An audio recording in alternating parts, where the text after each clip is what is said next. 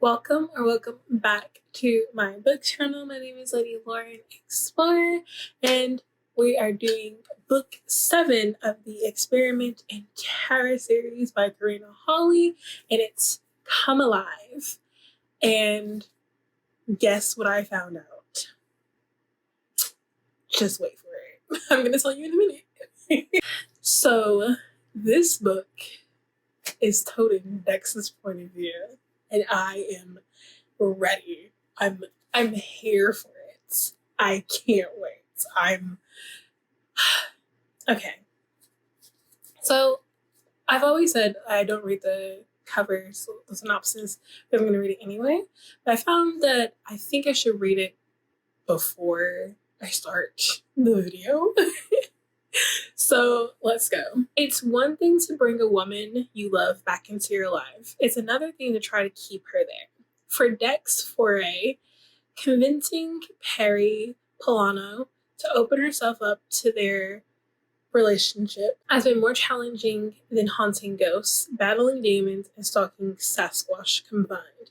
And in fact, the only way they can keep their experiment in terror show running is to take on a third partner in the form of the mysterious Maximus Jacobs. Max is back. All while investigating a sinister voodoo sect in New Orleans. And you've got the perfect southern storm and a recipe for disaster. Luckily, Dex has never been one to back down, even when his life and heart is on the line. Come Alive is told from Dex's point of view.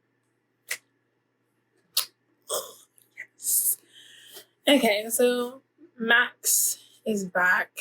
I don't know why he's back. I needed to bring drama. Love triangle. Is it really a love triangle if she doesn't like him? Okay, so if you don't know what Experiment in Terror is, I'm gonna fill you in. It's a slow burn romance saga, series, experience. Basically, it spans 10 books. The 11th book is coming out this month or in May, but it originally spanned 10 books, and it's a very slow burn relationship and romance between two paranormal investigators who are very new to this whole entire thing. But we find out that the paranormal world is not new to them.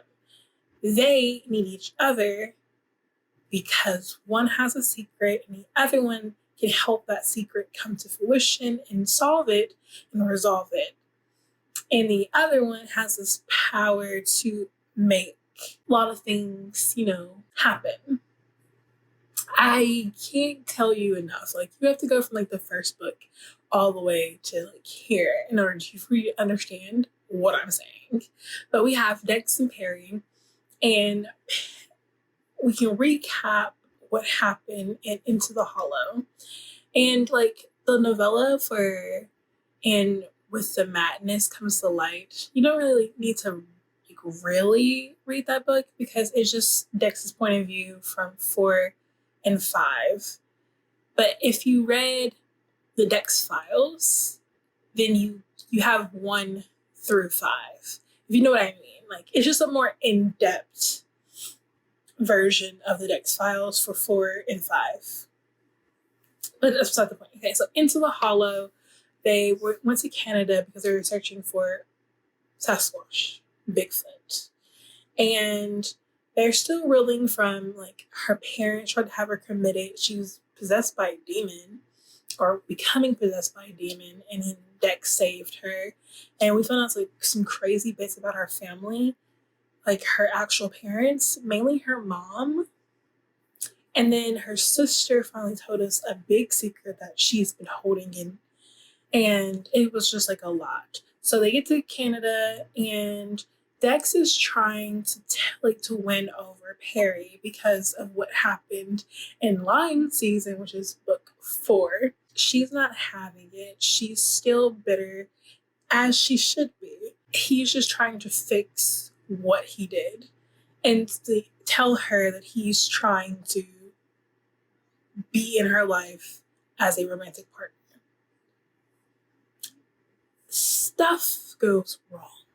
Obviously, in every book, they're fighting demons, ghosts, but like Sasquatch is a different kind of thing, and it was crazy. Like, I was just like, what? Oh my gosh, what? So at the end of the book, they're together, finally. And it was great. I was just like, yes, I think that was the best one yet because of them getting together.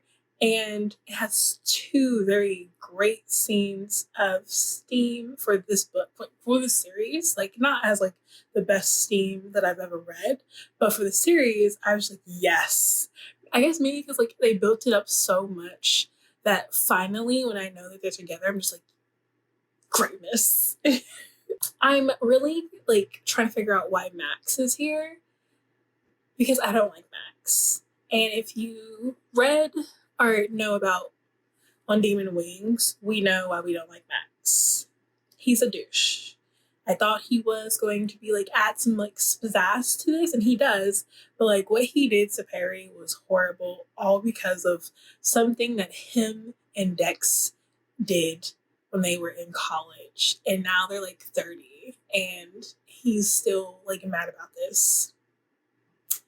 Okay, but that's beside the point. I am here for it. I'm ready for what's about to happen. I like, oh my god, it's getting horrible. I'm like, they're together finally.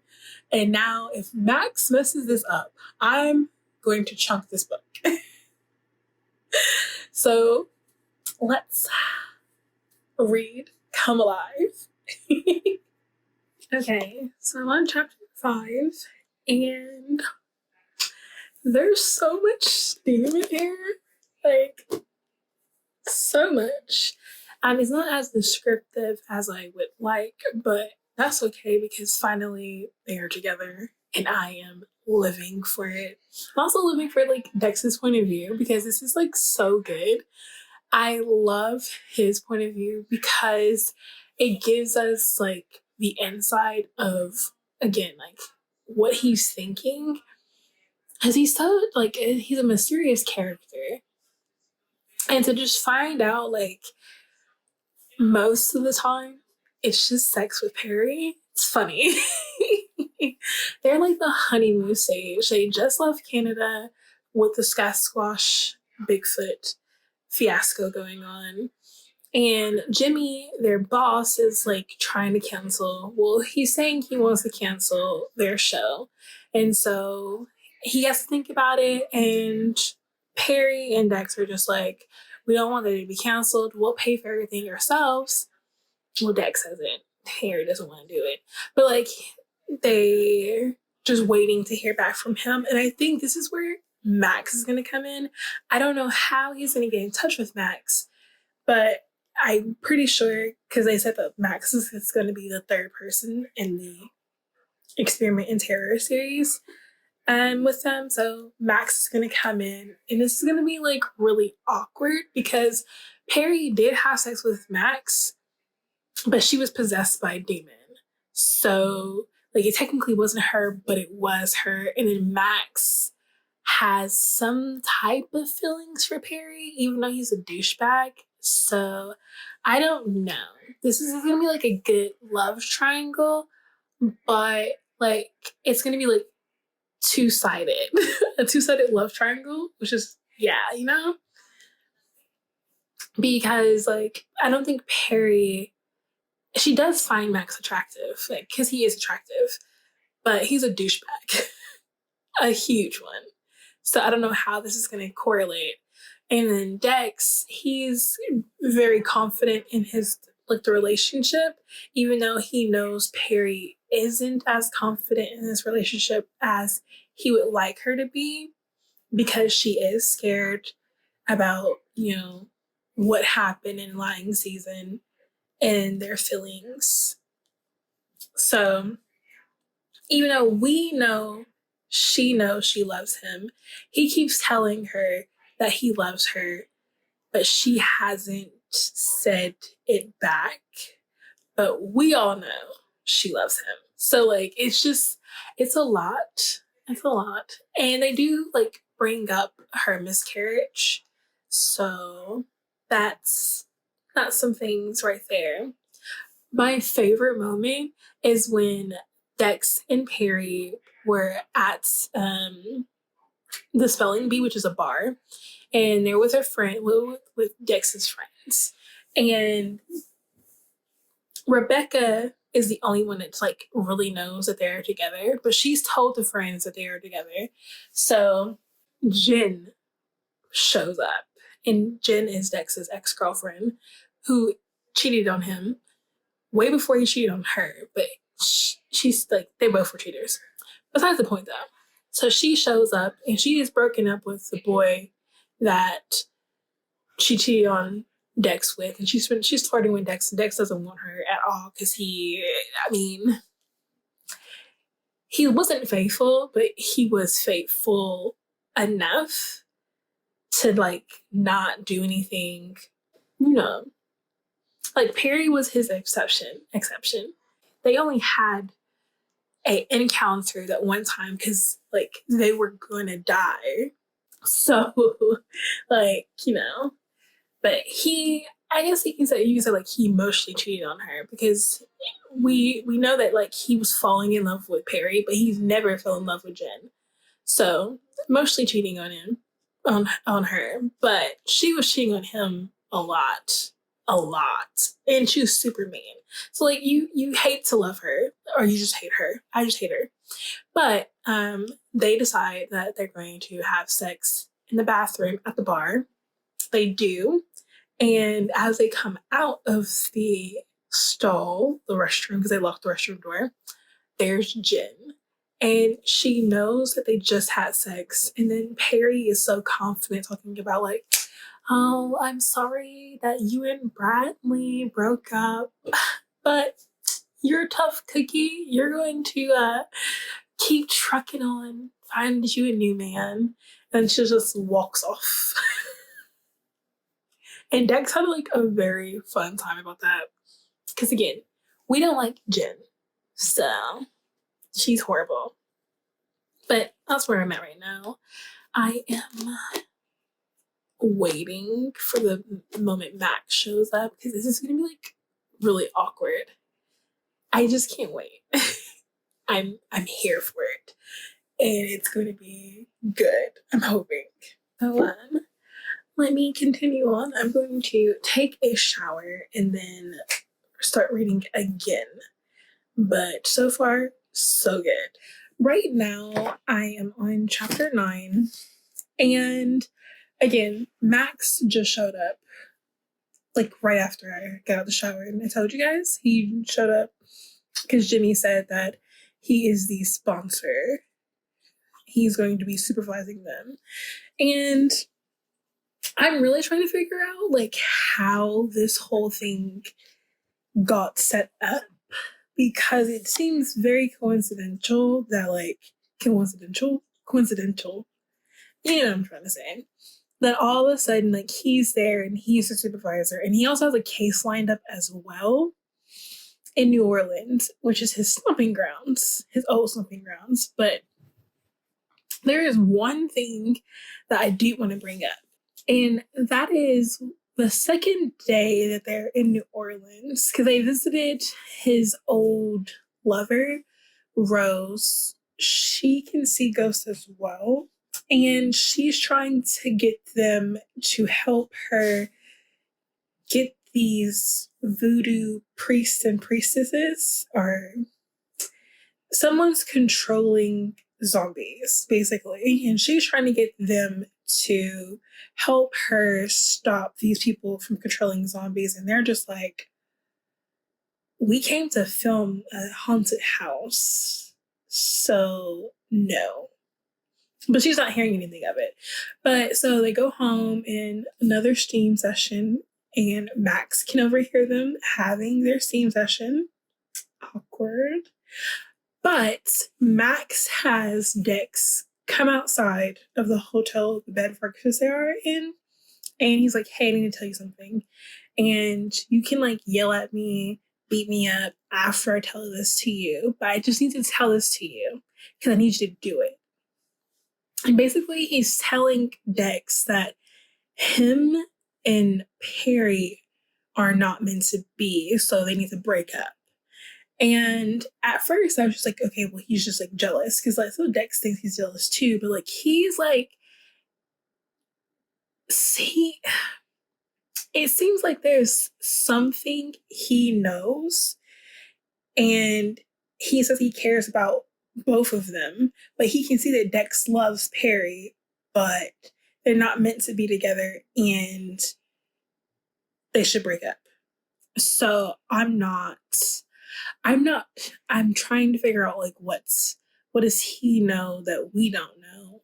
And then like I don't know if I can trust him because Pippa, who is Perry's grandmother, the clown lady, she says that they are meant to be together because he needs her and she needs him. And I think I would trust her because she's in the afterlife more than I trust him. Then we get to the part where like Rose takes them to see this voodoo priestess, like a big voodoo priestess. I think she's like the highest one in New Orleans, and she has dementia, and she's trying to remember Max. And before she like starts remembering him, she sees Dex and she's like, I know you from somewhere. Then she goes back to Max and then figures out that's him. Then she calls him a mortal. So, like, what happened there? Because him and Rose had a little moment when she said that, and I'm just like, so was he not a mortal? Like, was he a ghost or something? Like, I don't what's that? And what was that little scene they had? Then she looks at Dex and she's like, you're the exception. And again, she goes, you, she seethed, her fingers pointing at me again. I cringed a bit, feeling like she's poking me into my soul. You, I know you. I know about you. You're the exception. I raised my brows and looked down at Perry. She was shaking her head in confusion. Exception to what? Get out, she suddenly yelled, her glinting eyes on Perry. Now, get out, all of you. You too, Rose. I'm tired of people just showing up in my life and wanting things from me, disturbing everything. You're all a bunch of idiots, dabbling in things you don't understand, bending the laws with no regard for this world or the one next to us, or the one above us, or the one under us. I'm too old to deal with this baloney anymore. What is that? And then this is so many worlds.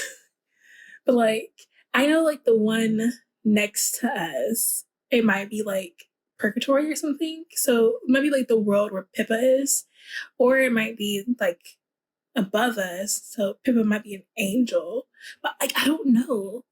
That's so much in that one paragraph, and you're just trying to unfold it because she is a voodoo priestess, so she would know a lot, even if she has dementia. She would know a lot.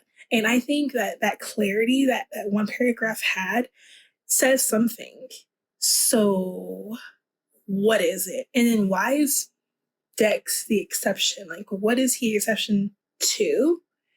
And how are they bending laws? Because if they don't know what's going on, how can you bend the law that you don't know you're breaking? This is crazy. And again, I think Max is a douchebag. So I just have to put that out there because again, I'm just I don't like him. But I will continue on. I'm hoping to at least get halfway done to this book tonight, or I might finish this book tonight. So then you'll see me again tonight. But yes, I have my coffee. I am ready. It's going to be a long night, so let's start it all over again. I just finished it. Okay. So, even though I now don't think Max is a douchebag, as big of a douchebag as he was actually immortal. He gave up his immortality. Okay, so we find out that like Dex is the exception to like the world. He is a thread to living and the dead. And the warning that Max gave him about not being with Perry was finally like told to us by the Mamba woman, the priestess, who has been like very ill, and she thinks it's a hex or a curse being put on her by another Mamba or another voodoo priestess. So she tells him that Max and his family, the Jacobs, are immortal guardians to people with powers like him and Perry and Rose, who is Max's ex girlfriend. But we find out that he was the guardian. So when Max and um, Dex were in college, he became the guardian of Dex. He was supposed to just be there for him as his powers were coming in. He was supposed to open his eyes, but the Mamba said that like Dex was too powerful for Max, and he defected. He became too engrossed into Dex's life and not guarding him, so everything just like hit the fan. And when he finally realized that he didn't want to do this, like that that Dex was just too much for him, he gave up his immortality and decided to live as a human. And then when he found out that that Dex was doing the paranormal thing on the show, he wanted to get back in his life to see how he was doing, and that's how this whole thing came to be. But while he was not Dex's guardian anymore, before he defected, he became guardian of Rose and opened her eyes to what she was. And when him and Rose became too attached, the Mamba told both of them, well, actually just told Rose, that they couldn't be together because of energies. And bringing too much energy will bring in demons, things attaching to you, and all that kind of stuff. So they broke up, and he was just like, I'm over it. So he became immortal. He became mortal, I mean. So she basically told the same thing to Dex, and Dex believes her. And he decided to take some time away. It was very heartbreaking, that moment where like Dex was just knew that he had to like leave, like not be in a relationship with Perry anymore, and Perry's feelings with that. But I don't know if I said this, but like Mamba has an assistant named Ambrosia, and Perry does not like Ambrosia because Ambrosia, first of all, Perry and Dex are 9 years apart. Ambrosia is more on Dex's age. She's like 28. Dex is like 32. She's a big flirt, and then she actually has this power to hypnotize people with her looks and make them focus on her and her beauty and make them come to her. And it kind of worked on Dex a little bit, but he was more focused on Perry. Like he realized it, and then like he started to focus on Perry, and then it would go back, and then he would focus on Perry again. So he was powerful. So, long story short, the person who was raising zombies, Ambrosia, she was taking their life force and using it to empower her. And she's also the one who put a hex on the Mamba that she was the apprentice of. She had a partner too. So, like, she wanted Dex. She wanted his powers because he had this aura, and she actually says it that he was the most powerful. he had like a gray aura, like it was really big, and she wanted that aura. She even cut off his ear. So, but Perry found him in time, and they are back together. But Max has decided to stay with Rose because Dex and Rose went to go investigate the zombie things, and they got ambushed. Ambrosia and her partner had drugged Rose, and now Rose has amnesia. So she doesn't know anything. She basically like a blank slate again. Max wants to be with her to open her back up again, but also be with her again. So he's leaving the show, and Dex and Perry are still together. The only thing is, Dex hasn't told Perry what Max is or was. And he also hasn't told her that they might not be able to ever have children because what their children might become. That was told to us, as it seems like it's true because Max even knows it's true, that if they have a child, that child will have too much energy and make holes in the veils, and those holes can bring in entities that are maleficent and evil, or their child will become insane because they have too much energy and are too sensitive to the other world. And then thirdly, their child could become possessed by something while the child is forming, and then they get like, I think his name is Damien, like that Damien child, from Omen. You get that. So yes. But at the end of this, we find out that Dex has bought a ring, and he wants to make Perry Mrs. Foray. And I'm just like, yes. I can't wait. I can't wait. So yes, we finished book 7, and we're gonna go on to book 8. And I am just like here for everything. I can't wait to figure out what's going to happen in book 8 now that Max is gone. And it seems like Experiment in Terror series is going to continue because even though like all that stuff happened in New Orleans, they still got some good footage of like the zombies and stuff. So Jimmy seems happy about it. So it seems like it's going to continue. But we also have to figure out like what's going to happen with her parents because she's homesick, and Dex knows she's homesick, and he wants to bring her back to her parents to, resolve some issues. And she's just like hesitant.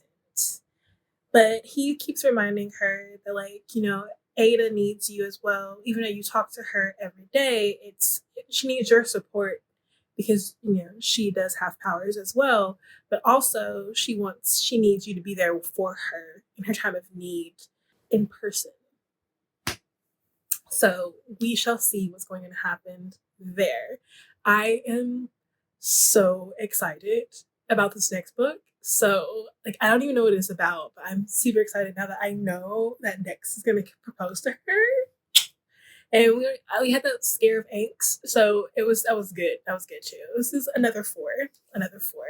I haven't had 5 yet. Maybe the 10th book would be the 5th one, because even though book 11 is coming out, it's just basically like years later. So maybe the 10th book will be my 5. I don't know, but so far so good, and I'm loving it. So that is it. I hope you guys enjoyed Come Alive by Karina Halle, which is book 7 of the Experiment in Terror series. My name is Lady Lauren Explorer. I hope you stay tuned for more. Like and subscribe to see more of my content, and I will see you guys in my next video. Bye!